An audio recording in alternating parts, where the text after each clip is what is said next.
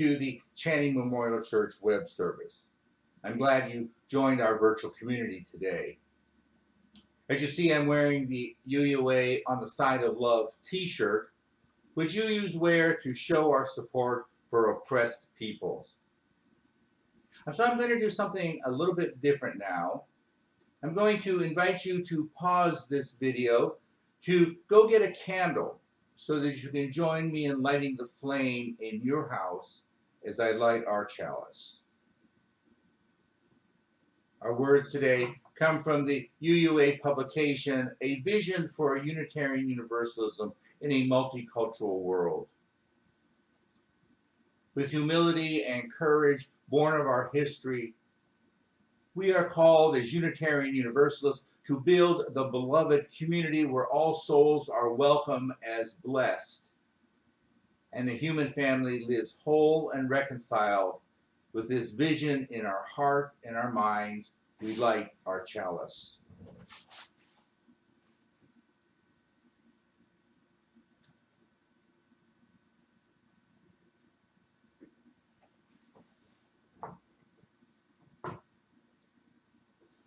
The candle you see behind me, opposite the chalice, is lit for our country and the challenges it is facing at this time.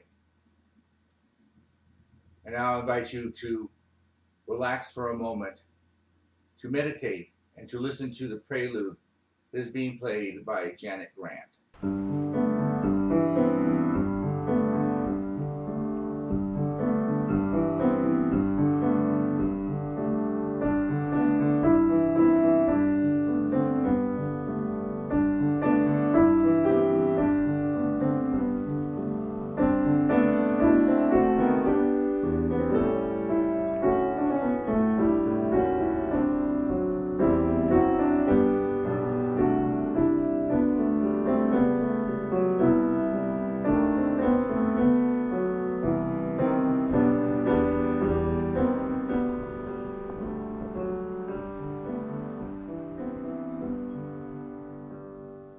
These past several days has generated a lot of anger with me. I'm angry that there are people hurting and being hurt. I'm angry that I see police getting violent against peaceful demonstrators just because they can. I'm angry about the continuing racism in the United States. I'm angry that there is no national leadership working to heal the country, but seems to be working overtime to divide it further. I'm angry that daily I have to see some guy drive his jacked up red pickup with loud pipes on the highway in front of my house with two huge Confederate flags, symbols of centuries of racism and bigotry, propped up in the bed, flapping in the wind as he drives by. I'm angry after hearing the story the other day of a white woman pulling her car in front of a young black teen high school runner who was just out jogging and accusing him of running away after robbing a local store. There was no robbery at that neighborhood store. And I'm angry that a woman has threatened to call police to demand action against a young black woman sitting quietly on a bench in a community park because she did not like black people near her home. I'm angry that a woman in New York City threatened a black man with calling the police to tell them that he was menacing her when all he did was ask her to leash her dog, which was running loose, knowing full well that the police would come and confront the man and probably arrest him based on the words of a white woman. I'm angry that we have to live with white people calling the police for things like black people shopping at Nordstrom's Rack, or barbecuing in a park, or going to a community pool, or sleeping in a chair in the common room of their dorm, or being confronted by 7 police cars when leaving an Airbnb rental with their suitcase because the white neighbor assumed that they were stealing something. Now, I guess We could all say that these calls were made because these people felt they were being good citizens reporting a crime. But my strong suspicion is that these calls were made because the subjects were black. And unfortunately, when the police arrive, the situation often becomes very tense. And in dozens and dozens of cases in the past couple of decades, they have ended with the black person being killed by the police. I'm angry at that because it seems police can regularly diffuse dangerous situations with white people without shooting, yet decide to shoot a black person because they can and are pretty sure that they will not be charged or even disciplined. And I'm angry too that I could be a victim of police violence, like so many journalists found happened to them this past week, or just the other day when an elderly man in Buffalo was pushed by police when he approached them, or regular people in peaceful protests, like in Washington, D.C., being gassed to make way for a publicity stunt. I'm angry at all of this. And I'm angry also because I feel so helpless in this troubled time. And I would assume that many of you are angry at this also. Now today I could talk about the Frederick Floyd's murder, or the demonstrations or riots, but I'm not going to do that. Rehashing the situation and telling ourselves how awful it is may make us progressives feel better, but I don't think it will accomplish anything. What I want to talk about for the next few minutes is what you and I can do about racism and white superiority attitudes going forward. Unfortunately, the protests we are witnessing will not make racism disappear overnight, as much as I or we wish they could. There have been demonstrations and speeches in the past after police actions that took the life of an unarmed black person, and yet the problem is still with us. This country has been fighting racism for decades. And while progress has been made, racism is deeply ingrained in our culture and in many institutions. There is so much more to do to prevent backsliding and to move forward. I think people have become lazy regarding battling bigotry. We need to get back on the road to better racial understanding, and we need to drive forward to reach the long dreamt about destination of eliminating cultural and societal racism in our country.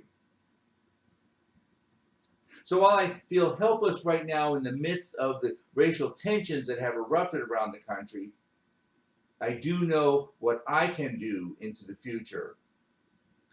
I can recommit myself to work to dismantle racism. And I'm asking you to do the same. Black America wants whites to be their allies. But we whites need to see and understand American society from a different, non-white perspective to be effective allies to the black community. In 2006, Paul Kivel, an author and social justice educator, wrote an essay about what we white people need to do to be good allies. And while that essay is 14 years old, the points that he made in it are as valid today as they were then.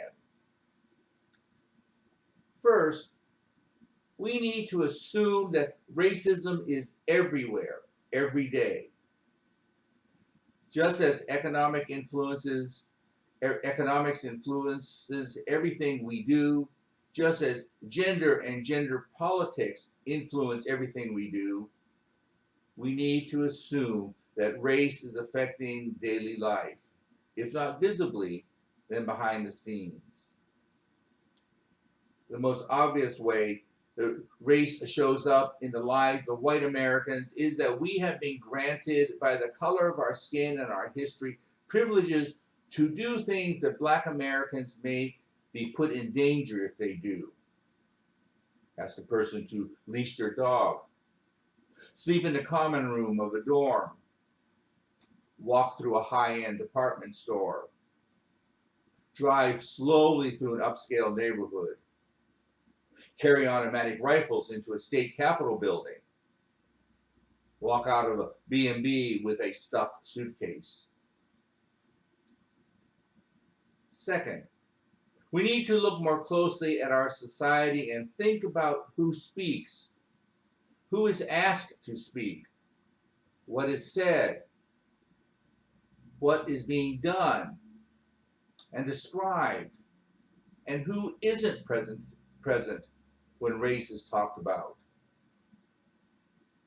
Third, while racist statements have generally disappeared from public discourse, except in some environments and with some people, they have not gone away. They have been merely moved underground. Racists have become sophisticated in how they talk. And we need to hear the code words for race and race-inspired policies. We need to learn to hear the racism underlying supposedly innocent terms, such as the word Serena, that is quietly passed between store clerks when black women shoppers are coming their way to signal the clerks to watch the woman more closely. Now, Serena refers to the black tennis star Serena Williams. Or when politicians use the term thugs to describe protesters to play into racial fears, or refer to individuals as being inner city people, which is code to refer to blacks, or when the term white middle class people is used in a speech to indicate to the audience that the speaker is talking about white people. Now, these kinds of words do have legitimate meaning in the right context, but they are also used by politicians and others to play on people's racial fears, allowing the speaker to make racist statements while being able to claim plausible deniability. We also need to be aware of how racism is denied, minimized, and justified to understand how the American culture works to make black people disappear. If we wish to be allies of the black community in the fight against racism, I invite us to take a few basic actions for us to get back on the road. First, we whites need to discard the kumbaya ideology of colorblindness articulated in the time of the flower children and the civil rights fights of the 1960s. Now, while that ideology had the noble intent of wanting everyone to see people for the content of their character rather than the color of their skin, being colorblind allows us to pretend that people engage in supposedly neutral actions in like the field of lending or education or hiring that really have the effect of causing racial minorities to be put at a disadvantage. The fact is that we must see color and the ramifications of skin color in order to work together for equality and equity. Second, as I mentioned a moment ago, we whites need to accept that we have significant social privilege granted to us by the color of our skin. And then, when possible, use the power that comes from white skin to be in visible alliance with people of color as they confront racism in the community. And third, we white people must confront racism when we see it. Not saying anything, as I must admit that I have often done, implies agreement with the sentiment. Now, I know that it can be difficult to confront the offender, so perhaps an oblique approach may be a good tactic. Perhaps, rather than telling the person directly that they are racist, which will inevitably bring on a vehement denial, a better approach might be, in order to try to break through their thought process, is to ask them an innocent question that makes them think. For example, that joke doesn't make sense to me. Could you explain it? Or, now you may be kidding, but this is what it means to say what you just said. Is that what you really meant? Learning what not to say is only part of the goal to address racism. Learning to hear what is being said and confronting negative images is the other part. These past couple of weeks have been emotionally traumatic for people of good faith. And it does sometimes feel like we don't know what to do. But we do know what to do. We need to face our history, face our personal racism, not let our anger and distress of the moment fade as it so often does and has in the past, and recommit ourselves to work to eliminate racism. And as we do this, let us recall the prayer by the Reverend Dr. Martin Luther King. God, show me how to take who I am, who I want to be, and what I can do, and use it for a purpose greater than myself. So be it. And now, Spirit of Life, played by Janet Grant. I invite you to reflect on the words.